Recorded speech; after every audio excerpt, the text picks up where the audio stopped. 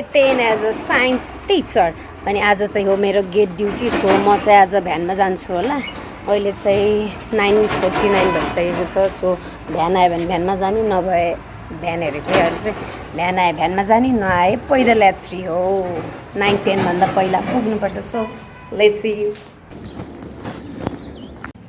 अहिले चाहिँ म हिँडिरहेको छु रोडबाट नै। के अहिले भ्यान केही गरेर आइहाल्यो भने चढौँ भनेर। त्यो बेला चाहिँ उता सर्टकटबाट जान्थ्यो के अरे। भेटिए ठिकै छ, नभेटिए पनि हिँडेरै पुग्नु पर्यो। अहिले चाहिँ म आदर्श चोकभन्दा अलि यता आइसक्न लागेँ। अब भ्यान आउने कुनै नामो निसान छैन। भ्यानभन्दा पहिल्यै म स्कुल पुगिसक्छु होला।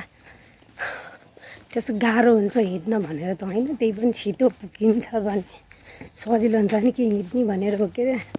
एक्सर्साइज होला जस्तो छ आज चाहिँ। आज पानी पर्ला जस्तो गरिरहेछ। बिहान पनि एकछिन पानी पऱ्यो, हिजो राति पनि पऱ्यो। सो भ्यान कुरे भयो नि, कुरे हुने रहेछु।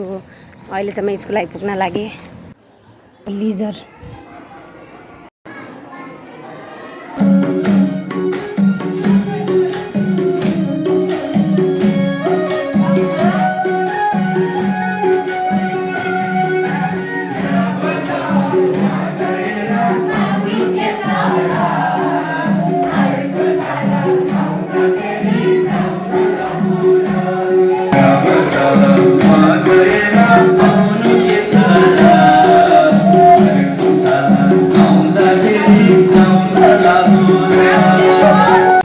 अहिले चाहिँ म भ्यानदेखि झरेर हिँड्दैछु। अनि आज चाहिँ हामीले होली माउन्टको स्कुल क्यालेन्डर पायो।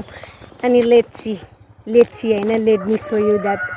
ओ माई गड, आज फर्स्ट टाइम पेनमा इङ्क भरेको। हिजो नयाँ पेन दिनुभएको थियो नि त, अनि त्यही भएर चाहिँ हात चाहिँ यस्तो रातै भइरहेछ, कसैको खुन गरेर जस्तो।